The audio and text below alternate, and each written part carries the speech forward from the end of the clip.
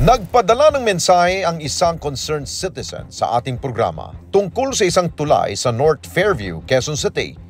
Ayon sa netizen, maraming residente ang inirereklamo na ang nasabing tulay dahil malapit na umano itong masira at bumagsak. Isang netizen din ang nagbabala na mag-ingat habang tumatawid sa nasabing hanging bridge at humiling na sana ay maisaayos na ito. At para beripikahin ang sumbong, agad tayong tumungo sa North Fairview sa QC kung saan matatagpuan ang nasabing delikadong tulay. Pagdating namin sa lugar, nakita namin agad-agad ang hindi pantay na tulay na nagsisilbing tawiran ng mga tao mula sa magkabilang panig ng Barangay North Fairview at Barangay Santa Lucia. Napansin din namin na may butas na ang tulay, partikular na sa bandang gilid. At ang nagsisilbing harang sa magkabilang gilid ng tulay, tila bibigay na rin anumang oras. At dahil hindi pantay ang tulay, kailangan ng iba yung pag-iingat upang hindi madulas o sumabit ang paa sa mga bakal. Tila niyuyugyug ang mga dumadaan sa lakas ng paggalaw ng tulay. Ang iba ay napapakapit na lamang sa mga bakal sa gilid habang naglalakad pataas ng tulay sa takot na matumba. Rinig na rinig din ang langit-ngit ng tulay sa tuwing may mga taong tumatawid. At ang nasabing tulay ay nakapwesto sa ibabaw ng isang creek sa parte ng Tulyahan River. Ayon sa concerned citizen na si Genevieve, lumapit na siya sa ating programa para marespondihan na ang kanilang problema na nagdudulot sa kanila ng matinding takot at pangamba. Kasi yung taga Santa Lucia sumasakay dito papuntang Commonwealth. Tapos kami naman sumasakay papuntang Quirino Highway. Kasi kapag wala to, iikot pa kami, iikot din sila, parang gano'n. Tapos, malapit sa school talaga siya. Maayos to dati, napaayos na rin ni Kap to dati, kaso lang nasira sa bagyo. Ngayon, kanya-kanyang tanungan na sinong makatulong, na ano. Ako, concerned citizen lang talaga ako. Puro na tanong kanino tayo lalapit para mapagawa yung itong tulay. Delikado na po kasi may mga pamangkin doon po ako nag-aaral sa Santa Lucia. Takot po, umahawak kami sa gilid. Para in case pag bumagsak, nakahawak ka pa rin sa lubid. Kasi pabagsak na po siya, parang hindi na talaga safety na daanan. Pero yung iba, pag wala kang pamasahe, no choice na talaga na dadaan, ano ka talaga dito. Matakot ka man, dadaan ka na lang talaga. Kaya tumaasa si Genevieve na sa pamagitan ng ating programa, mabilis na magagawa ang kanilang tulay.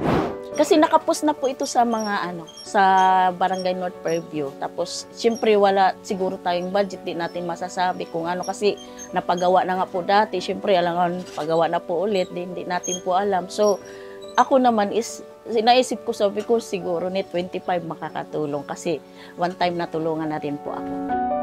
Ayon naman kay Danilo, nasira lamang nasabing tulay nung nakasagsagan ng bagyong Karina.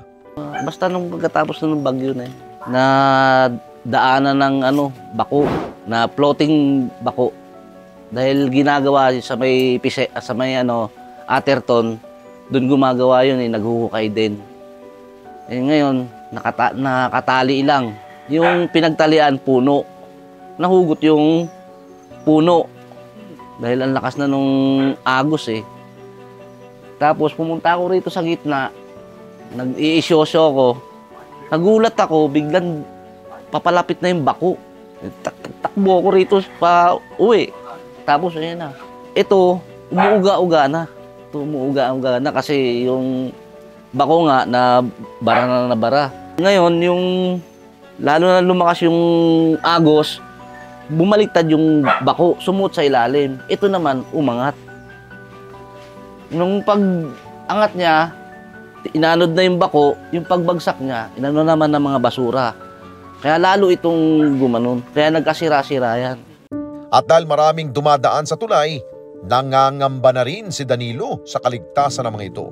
Sa umaga, maraming estudyante dumadaan, mga nagtatrabaho, mga teacher. Dito yan laging dumadaan. Yung nakakatakot, dahil yung mga bata, baka maaksidente, lumusot yung paa, mahulog. Ayun, yun ang inaano namin dito. Inilapit man nila ito sa mga opisyal ng Barangay North Fairview at Barangay Santa Lucia, kailangan pa rin umano ng rehabilitasyon ng tulay. Alam naman po ng mga barangayan, Barangay Santa Lucia, Barangay North Fairview, alam po nila, binisita na nila yan. Kaya lang, wala pang aksyon. Wala naman nasabing paliwanag, kundi ang gusto lang nila, ipasarado. Hindi naman po pwede kasi maraming nagre-reklamong mga tao dito sa North Fairview at saka tao ng Santa Lucia. Dahil ito lang ang mabilis na daanan Mas tipid kasi dito, pagka maglalakad ka, nasa North Fairview ka na. Pagka doon ka dadaan sa Maydalya, ang layo. Kasi ang special na tricycle doon, 50, kaya mas dito, 30 lang. Sasakay na sila riyan. At matapos natin makita ang sitwasyon, agad tayo nagtungo sa Barangay North Fairview upang alamin ang kanilang naging aksyon sa pagkasira ng tulay. Yung tulay po ng dyan sa may track na connecting Barangay North Fairview to Barangay Santa Lucia. Passable yan noon. Pagkatapos ng mga bagyong dumaan, dalawang bagyo, si Christine at saka si tawag ito Karina, pero yung kay Karina doon talaga napuruhan na yung Tapos, ang ginawa naman ng barangay, sumulat kami sa City Engineering Office sa Quezon City Hall, na-action na naman agad. Tapos, nung sumulat kami, balak ng kapitana namin na hindi na siya hanging bridge. Concrete bridge na talaga. Pero yung area na iyan, hindi na doon sa may hanging bridge kasi yung may-ari ng lupa doon sa may Santa Lucia, parang parang gusto ata nilang may with P. Wala. So ngayon, ang plano namin, dito na sa may Boulevard Street, pero concrete, connecting pa rin ng Pero sa City Engineering Office naman, after na receive nila yung letter namin, pinuntahan nila, tinignan nila yung may planning na. Pero wait lang kami kung kailan i-implement yun. Ay naman sa City Engineers Office ng Quezon City Government, agad nilang sinuri ang hanging bridge matapos itong may parating sa kanilang kaalaman.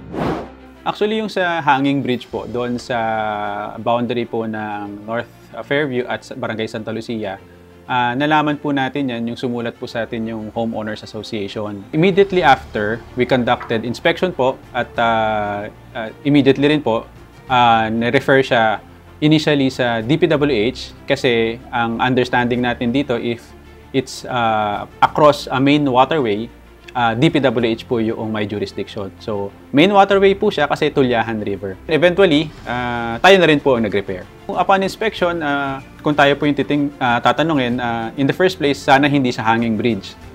Kasi merong mas mga makabagong disenyo ng bridge na mas safe tsaka mas stable talaga.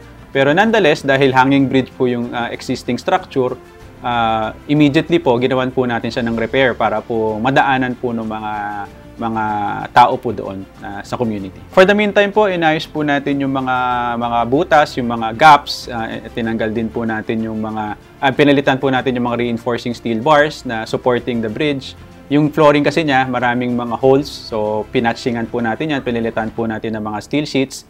And yung gilid po niya, may mga wire mesh na po para at least mas safe po yung mga maglalakad. So far ngayon, we can say na accessible na rin po yung bridge, yung hanging bridge. Pero nakikiusap po kami sa barangay, sa mga barangay, sa community na ilimit lang po natin to a maximum of 10 persons. Sana nga lesser pa yung gagamit. Dagdag pa ng opisyal, isang pangmatagalang solusyon na rin ang kanilang inihahanda sa utos na rin ng alkalde ng lungsod ng Quezon.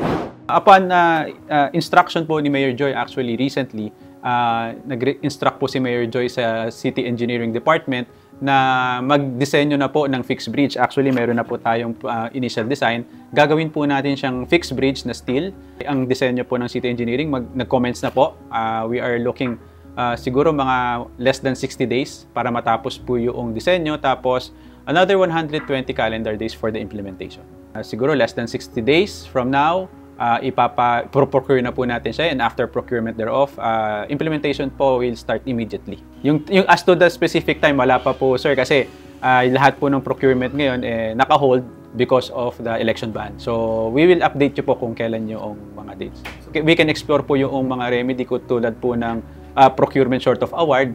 Pwede naman po yun. Pero yun nga po, yung as to the exact date, medyo mahirap pa pong mag-declare po ngayon. Pero nasa pipeline po.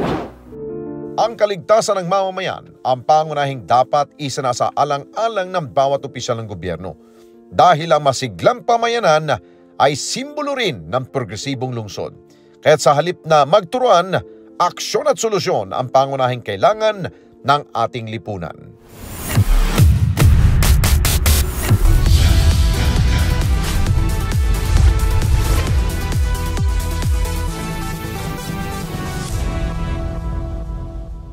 Mga kababayan, salamat po sa inyong pong pagsubaybay sa Responde Mata ng Mamamayan. Para mapanood pa ang iba pa naming pagresponde sa ating mga kababayan, i-click lamang ang subscribe button o i-follow lamang ang Net25 social media pages at Net25 TV.